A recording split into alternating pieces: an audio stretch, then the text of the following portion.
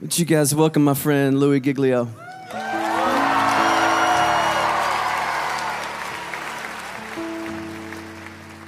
You guys can have a seat. Thank you so much. Man, what a great confession. We're calling this, I think you knew this already, the How Great Is Our God Tour. Not just because God has given Chris this phenomenal song that circled the globe, but we're calling it the How Great Is Our God Tour because we are here tonight worshiping a God that is far beyond anything we could ever dream of or imagine. We are here tonight to worship a huge, massive God of grace and glory. If there's anything that could happen tonight, our heart is that we will leave tonight with at least a couple of things having happened to us. One being that our view of God will be completely blown up all over again, and that the view that we have of God will be expanded in this place tonight. And that we will leave here with the confidence that He is able to hold on to us and hold us together no matter what circumstances come our way in this lifetime. And if you were with us on the Indescribable tour, we sort of took a swing at that first part, looking at the bigness of God and the greatness of the universe. Anybody make it out to the Indescribable tour, by the way? A few of you guys were there. The story of it in a nutshell was that the heavens are telling the glory of God. Their expanse declares the work of His hands. In other words, all you have to do is look up and you see the size of the God that we're worshiping tonight. We ended that, just a little review, with this galaxy right here, the Whirlpool Galaxy. You're like, man alive, we're talking about astronomy at a Christian worship service. Why not? The God that we're worshiping tonight is the one who created that right there. It's called the darling of astronomy. The reason why is it's sitting completely perpendicular to us on Earth. And when we look up at it, we get this beautiful view. But check this out. The Whirlpool Galaxy is 31 million light years away from where you're sitting right now. Okay, they got nothing in here tonight. 31 million light years away. That's just the first little thing we got to catch up with tonight.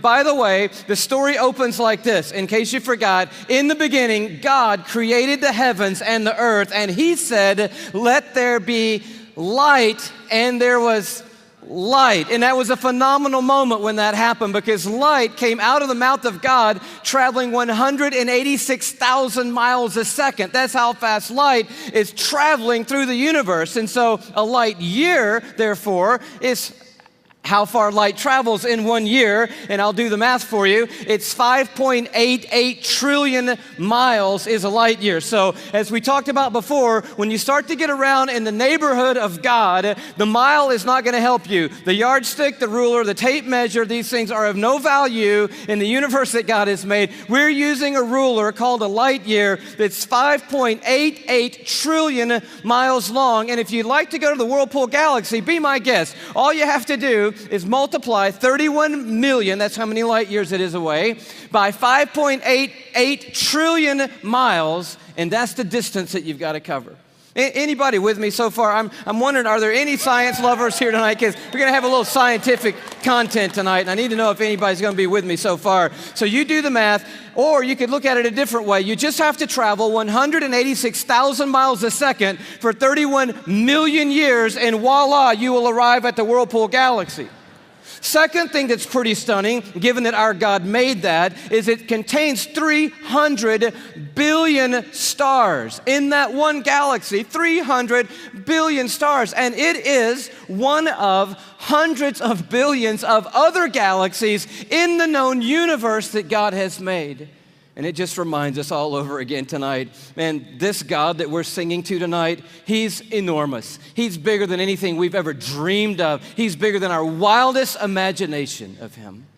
But we ended by looking inside that thing, and this is pretty stunning. Those of you who've seen it remember, but the Hubble Space Telescope is circling the Earth at 360 miles above the Earth, and it takes amazing images of these galaxies and other phenomena of the cosmos, and it looked into that white core of the Whirlpool Galaxy, and lo and behold, there is a black hole in there.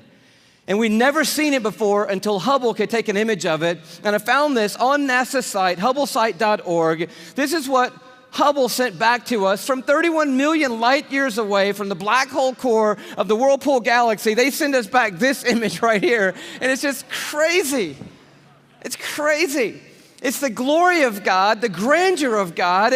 It's the grace of God and the mercy of God everywhere we look. It's the imprint of God in all of creation, everywhere we turn. And tonight we just want to begin with the bigness of God, the grandeur of God all over again. We're going to do it by looking at 4 stars. Can you handle 4 stars tonight? The first one's easy because there's just one star in our solar system, and that star is called the sun. Thank you very much. Yes, it's our own star. It's there's an image of it for you, by the way. It's a little more fierce than we often think. It's 10,000 degrees Fahrenheit on the surface, but what I want you to see about it is how big it is. It's 93 million miles away, so when you're looking up in the sky, it's pretty good pace out there. By the way, light traveling 186,000 miles a second. It's only taken 8 minutes to cover that 93 million mile journey to touch your skin here in Atlanta, Georgia. But what I want you to see is the size of it. It's like 1,000,000 times the size of the earth, and that matters to us tonight when you hear what the psalmist said. Listen to his words. By the word of the Lord, this is Psalm 33, the heavens were made. In other words, God didn't lift a finger when he made the universe. By the word of the Lord, the heavens were made. But he goes on to say, their starry hosts by the breath of his mouth. So we're looking at something so intense that we don't want to get any closer than 93 million miles away, which is what we are right now. And then we read that God just breathes out stars. It's crazy to think about it. 1,000,000 times the size of the earth. So here's a little perspective that sort of changed my life. If the earth were the size of a golf ball, okay, the sun would be 15 feet in diameter. Okay, that didn't seem to move anybody either, so let me try it a different way. Let me just try it just a different way. I thought I might need this, so I brought a golf ball, okay? So all through the evening, this is gonna represent Earth, all right? So this is where we are. I need everybody in the building to look as closely as you can and find yourself, okay? And when you found yourself, I want you to nod your head so that I know you've located you on the earth, okay? You're nodding your head? Okay, you found yourself. If the earth were a golf ball, the sun would be 15 feet in diameter. That's not 15 feet in diameter. Can we blow that up just a hair, maybe give them 15 feet in diameter? So here's a little perspective for you, okay? Is this working for anybody? Here we are on the earth, and that's the sun. It's so big, you could put 960,000 Earths inside the sun. So if the earth were a golf ball and the sun were 15 feet in diameter, you could put 960,000 golf balls inside that 15-foot diameter sun. That's enough golf balls, by the way, because I know that seems like a big number, to fill a school bus with golf balls could fit inside the 15-foot in diameter sun. It's a massive star, and it's one of hundreds of billions of stars in the Milky Way galaxy, our cul-de-sac in the neighborhood called the cosmos that God has made. It's huge, and we're worshiping a star-breathing God tonight. But I want to tell you about the second star, okay? Because the second star absolutely wrecked my life. I heard about it when I was a high school student here in Atlanta. One of our youth leaders did a talk, and he mentioned this star. I didn't know how to talk to God for about 2 months after I heard about this star. It's called Betelgeuse or Betelgeuse. You can pick your pronunciation. I'm obviously going with Betelgeuse, and Betelgeuse is incredible. Here it is in the night sky. I know it doesn't look incredibly ferocious, but it's 427 light years away. So that's 427 times 5.88 trillion miles away from us right now. Draw it in a little closer with the Hubble Space Telescope, and you can start to get a little bit of the feeling of its intensity. But this is the crazy thing about Betelgeuse. Are you ready for this? Betelgeuse is twice the size. Are you ready? You think I'm going to say twice the size of the sun? Oh no, it's twice the size of the Earth's orbit around the sun, Betelgeuse is. It's crazy. If the earth were a golf ball, Betelgeuse would be the height of 6 Empire State Buildings on top of each other. Now, come on, have you seen the Empire State Building? I mean, maybe what you're gonna need to do is gather the family, get a golf ball, get some plane tickets, and fly up to New York. And you're gonna go into Midtown, you're gonna take your golf ball and put it on the sidewalk outside the Empire State Building.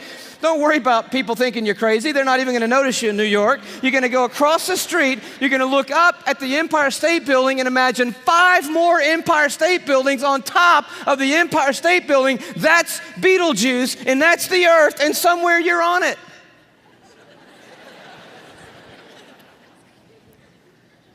You could fit 262 trillion Earths inside Betelgeuse. So if the Earth were a golf ball, that would be enough golf balls to fill up the Superdome with golf balls. 3,000 times.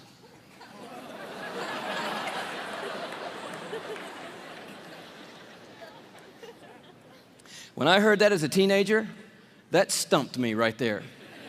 Because most of my praying had been advising God, correcting God, suggesting things to God, drawing diagrams for God, reviewing things with God, counseling God. The third star, can you go a little bit bigger with me? The third star is called Musifi.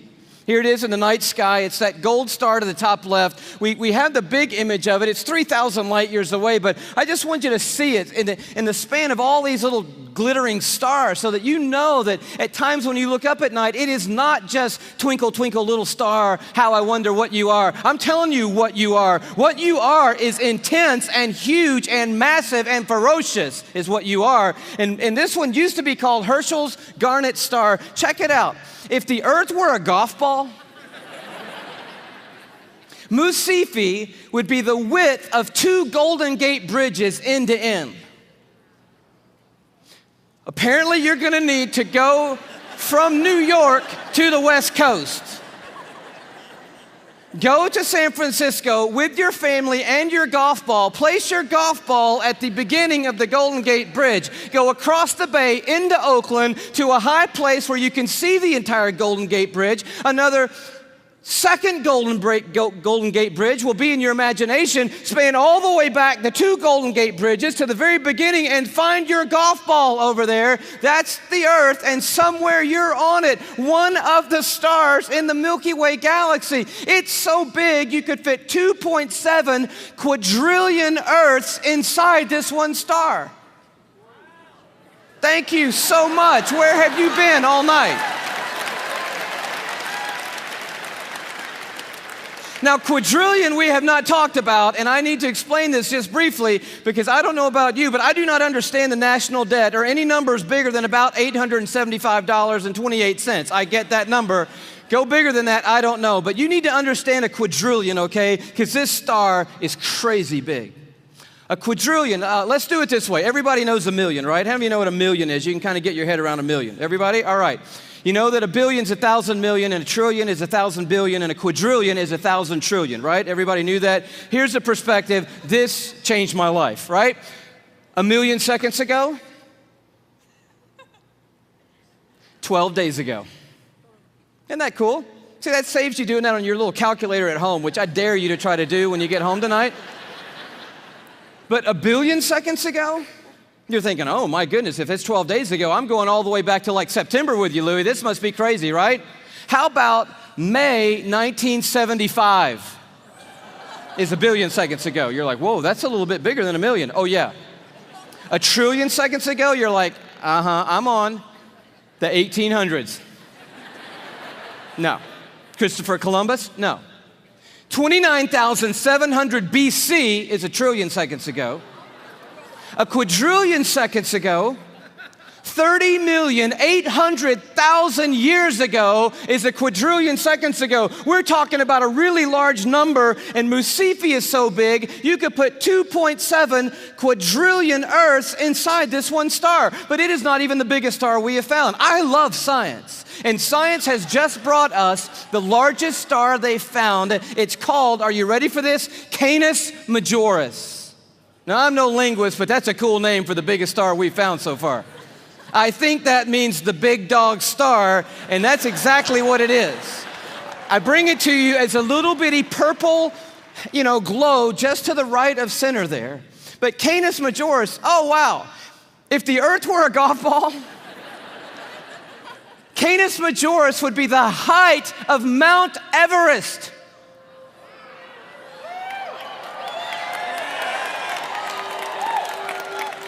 Thank you.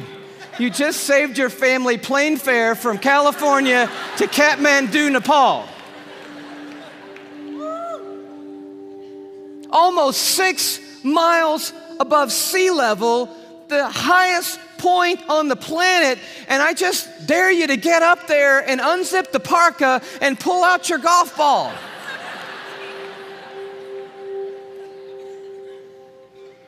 You could fit 7 quadrillion Earths inside Canis Majoris.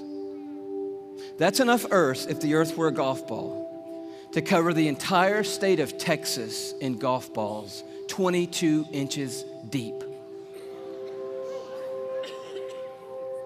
You see the one you're on?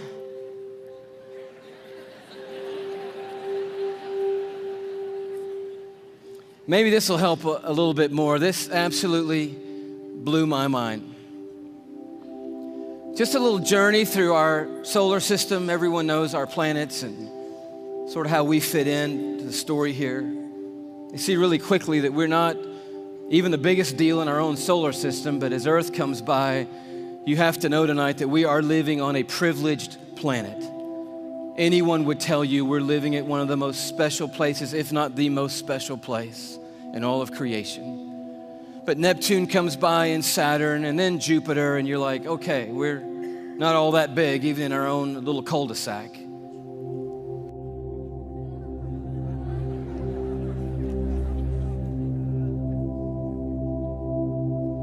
I just noticed the blue dot fading away is not the Earth. That's Neptune. The Earth has gotten too small to see anymore. Sirius comes by. Little plug for satellite radio. Not the biggest star, but the brightest star that we have found so far. Pollux, which we didn't mention. Arcturus. Such a beautifully named one, Regal. But then the one that messed me up.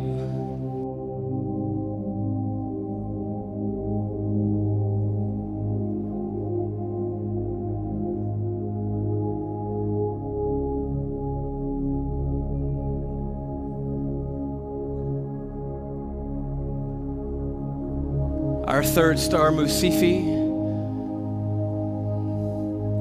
Musifi's cousin, W. Cephei.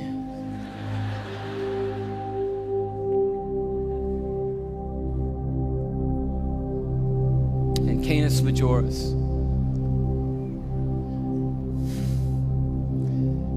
And do you know that you couldn't come up here right now with a Sharpie and make a mark on the screen that would approximate the size of our sun? You couldn't even do it. I mean, when you look at these in their relative size, we just have to put a little arrow over there that says, if you could put the sun on here, which you can't, it would go somewhere about here.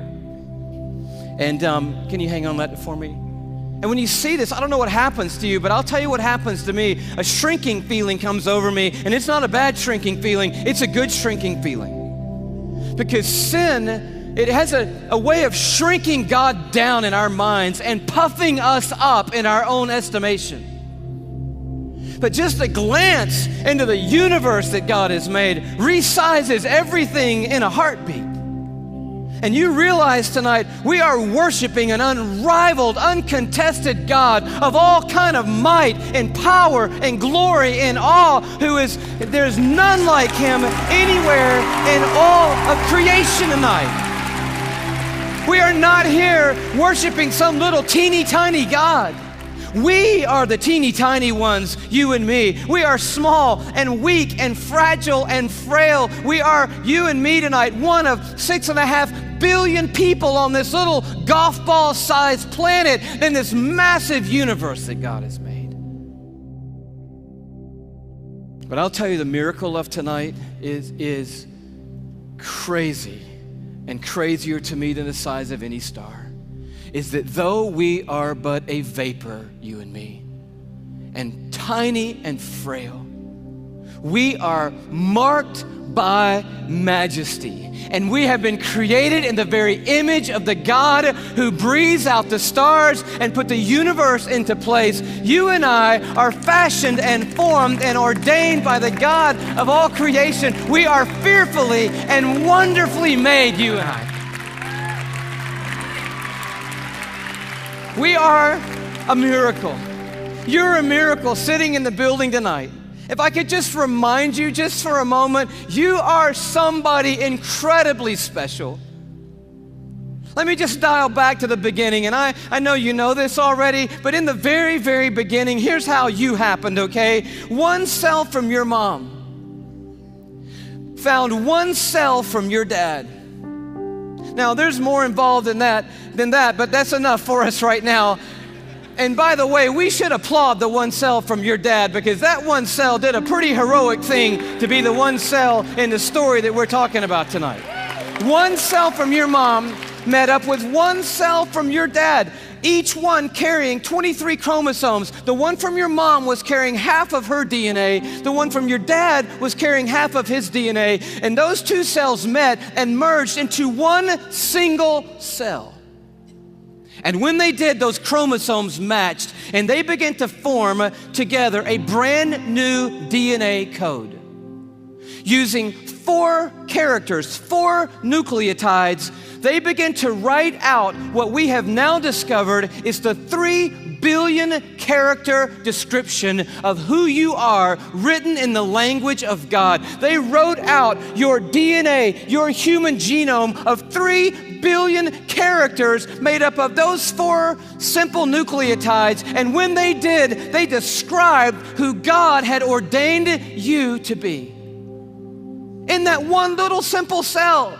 Scientists say if you took the DNA out of that one little cell and stretched it out, that DNA would be 6 feet long, 3 billion characters stretched out to 6 feet long. So amazing that if I were to read your DNA, reading 1 character per second, night and day, it would take me 96 years just to read the description of you. And when they formed together, they wrote out and painted a picture which had never been written before in the history of humankind. And then that cell did the unthinkable. It set out to build that model from one cell. I'm telling you, you are a miracle sitting in this building tonight. And you have come a long, long way. I mean, here you are. This may not be in the family photo album, but here you are at 3 days old. 16 cells of you. You say, what in the world is that? It's a 16-cell human embryo on the tip of a safety pin at incredible magnification. So by now, that one cell had turned into 16 cells on its way to making the 75 trillion cells that make up your body tonight. Every one of those 75 trillion cells containing that 6 feet of the 3 billion character DNA code that's you. There's so much DNA in your body, by the way. If you stretched it all end to end, there'd be enough DNA to go to the moon and back inside your body. 178,000 times. That's how amazing God has made you to be. 75 trillion cells in your body. And when I told you that, 50,000 of those cells died and were replaced by brand new cells when I told you that.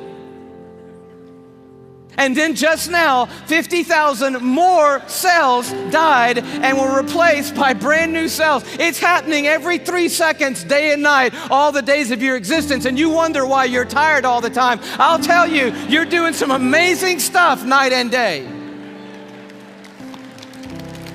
We're miracles, you and me. I love the way Augustine said it, one of the great fathers of the church and of the faith. He just nailed it when he said it like this.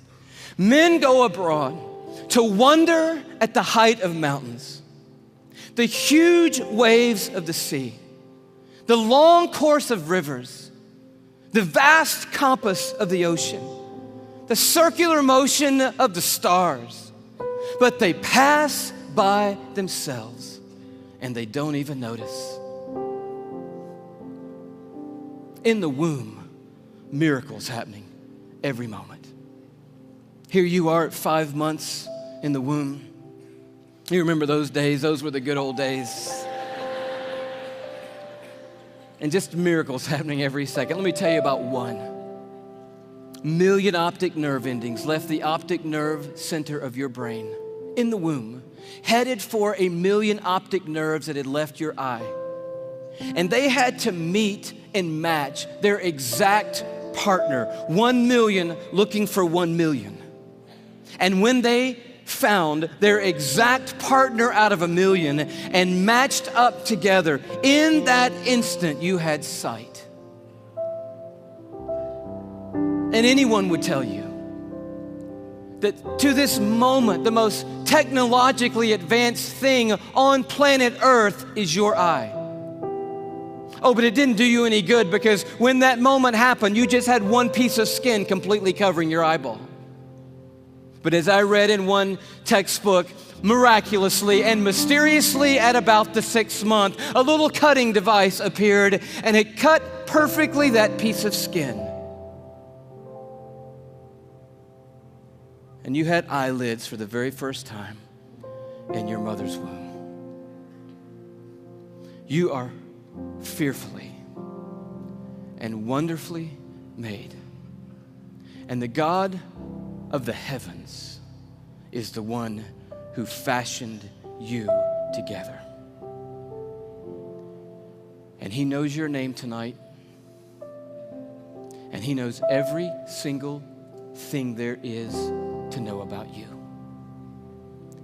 And He's made you a promise that for those who trust in Him, He will literally hold them in His hand and carry them all the days of their life. This Psalm 33 that talks about a star-breathing God turns an interesting corner. It says, "For He spoke and it came to be. He commanded and it stood fast." That's power and awe. But now it gets very personal. From heaven, the Lord looks down and sees all mankind. From His dwelling place, He watches all who live on earth. He who forms the hearts of them all and is intimately acquainted with everything they do. And then He goes even further. And He says, "The eyes of the Lord are on those who fear Him, on those who hope in His unfailing love." And here comes this promise: to deliver them from death and to keep them alive in famine. And that is the promise tonight, because this building and our world is filled with hurting people, with lives that are spinning out of control, with pain that we didn't ask for or could never imagine. And God is making a promise to us tonight. He's saying, "I am a universe maker and I am a heart former, but I'm also big enough to be intimately acquainted with all the circumstances of every one of your lives. And I promise you, no matter what comes in this lifetime, no matter how difficult the road or how dark the night, I will hold on to you, and I will literally hold you together and carry you through any and every circumstance that ever comes your way, any moment on this planet." It's the promise of God. And you say, "Well, man, that sounds good, but how do I know that's true in my life right now, Louie?" I mean, that's really what we want to know tonight. And I'll tell you how you can know tonight that God will always hold you together no matter what. It's by looking a little deeper into the human body, and it's a little protein molecule called laminin. Yeah, that's about what I felt the first time I heard that. Long story short, the tour was winding down last time around. We were in Tyler, Texas. The night was over. A guy walks up to me. I wish I could tell you the whole story. It was so of God. Introduces himself to me, says, "How are you doing? I just wanted to say hello." I said, "It's nice to meet you." He says, "You guys winding the tour down? Where are you going to go from here?" I said, "Well, I'm on my way back home to Atlanta, Georgia." He said, "Well, what's next for you?" I said, "I'm going to be preaching the next 2 Sundays for my pastor back in Atlanta." He said, "Oh, cool. What are you preaching on?" I said, "Well, the series is on the glory of God in the human body." He said, "That's really amazing. I'm a molecular biologist at the university down the road. Give me your talk." And I was like, oh, wow, I wasn't quite yet ready to unload the talk for a molecular biologist. So I kind of stumbled through what I had, and he's kind of being kind and gracious and like, that's good. And then he says, well, what's your big left hook? You got to have a left hook, a big finish, right? I said, I don't have a left hook yet. He said, oh, Louie, oh man, your left hook is laminin. And I'm totally blank on laminin. He goes, Louie, it's a cell adhesion molecule. Protein molecule?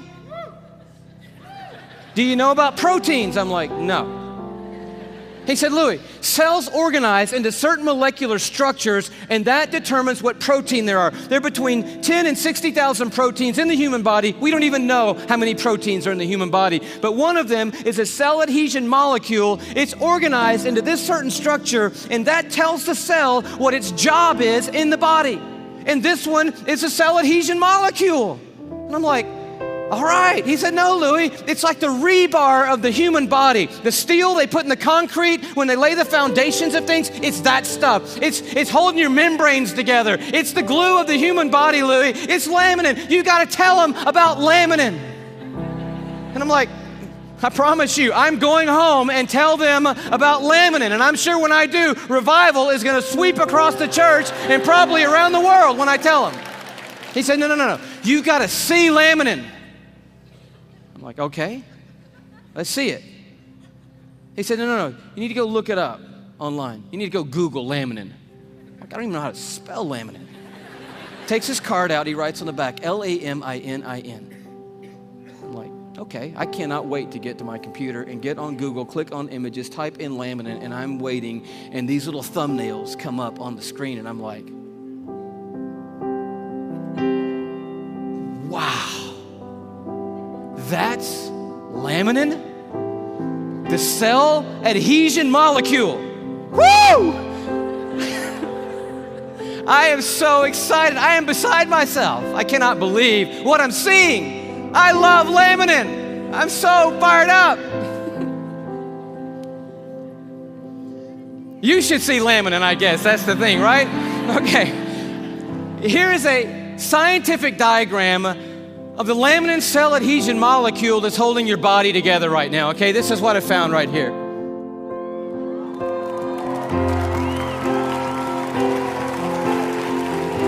No, come on, that's crazy. That's just crazy. I just can't believe it. I emailed that guy back so fast, I'm like, wow, what in the world? He said, you want to see an actual laminin molecule? I'm like, oh no, man, the diagram was cool for me. I'm happy with that. Don't bother sending anything else. I'm like, yes! And he sends me this image, an electron microscopic image of an actual laminin protein molecule. It looks just like this.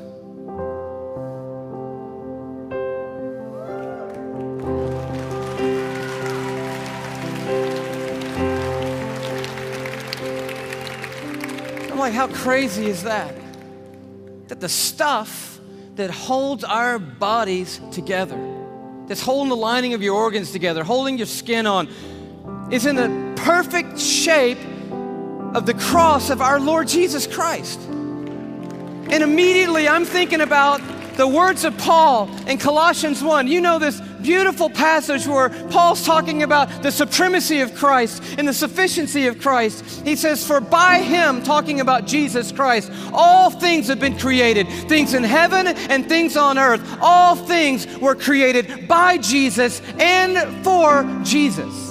But then the next verse goes on to say this. It's crazy. And he, Jesus, is before all things, and in him, that is in Jesus Christ, all things hold together. It's right there. I'm like, of course they do. Of course they do. Everything holds together in Jesus Christ. And he goes on at the end of this paragraph, and he just tells the story of grace. He says, for God was pleased to have all his fullness dwell in Christ, and through Christ to reconcile to himself all things by making peace through his blood shed on a cross. So you're at the toughest place in your life. how can you know that God is going to hold you together and bring you through? You know because there is a cross standing over history, and it is looming over this building tonight. It is the place where the star breather became the sin bearer, where the universe maker became mankind's savior. And it is proof that God doesn't always change the circumstances. He did not change them for Jesus on that hillside outside Jerusalem. But the cross is also proof that God always has a purpose in the circumstances, and that His purpose and His plan will prevail and will triumph through any circumstances in this world.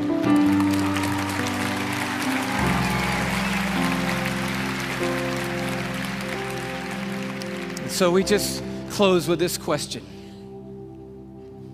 It's found right in the middle of an interesting chapter in Isaiah 40 where it just talks about the expanse of God. He stretches out the heavens like a curtain, like a tent to dwell in. He leads forth the starry host one by one and calls them each by name. But then it takes a turn.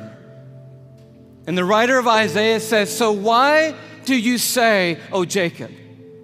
And why do you complain, O Israel? My way is hidden from the Lord."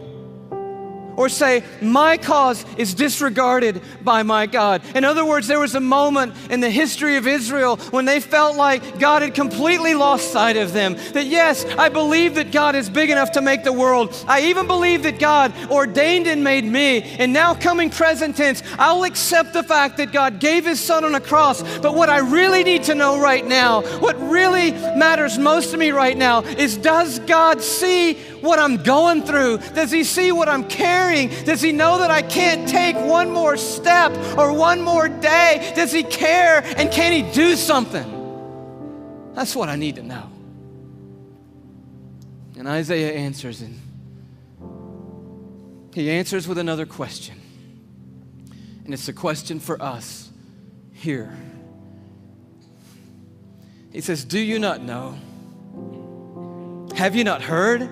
The Lord is the everlasting God, the creator of the ends of the earth. He will not grow tired or weary, and His understanding no one can fathom." He's huge. He is a star breather. He's big. But listen to what He loves to do.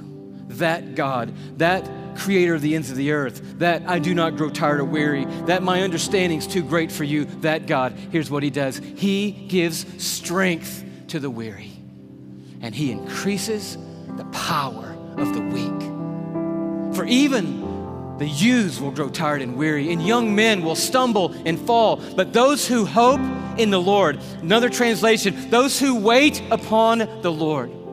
The Hebrew word simply means this. When it says hope and wait, it means but those who stand right in the midst of the craziness, right in the midst of the pain, right in the midst of the chaos, right in the valley of the shadow of death, and they don't gloss over it. They're dealing with the hardest stuff in life, but standing in the middle of it, they say, "You know what? I don't see what God's doing. I don't understand what the plan is, but I'll tell you one thing. I am not going to give up on God, and I'm going to stand right here in the middle of this moment, and I'm going to trust that God is sitting on a throne, that He has a purpose for my life and a plan for my life. And I believe I'm going to see the goodness of God in the land of the living, and I'm not going to stop believing that no matter what."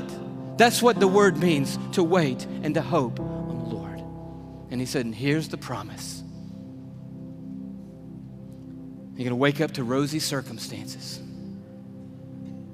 No. Oh, He can do that, and He does do that. But the promise is greater than that. He said, those who wait upon the Lord, here's what I promise: I will renew your strength. And when you think you can't take one more breath, I'll give you enough to keep going on. And enough to keep going on. And enough to keep going on. And to keep going, and to keep going, and to keep going. You keep hoping, and I'll keep causing strength to rise when you hope. and you'll keep going, and you will feel like you have been swept up on the wings of eagles, and you will run and not get weary and walk through it all and not faint. He said, I will hold you. Even when you let go of me, I'm not going to let go of you. Did you know there are millions and millions and millions of microscopic crosses holding you together right now?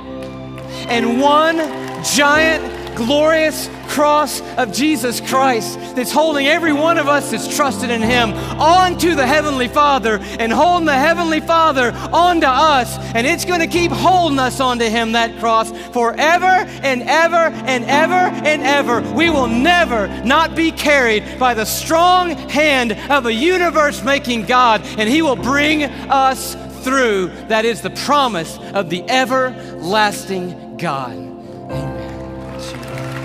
God bless you. Bless you. Bless you.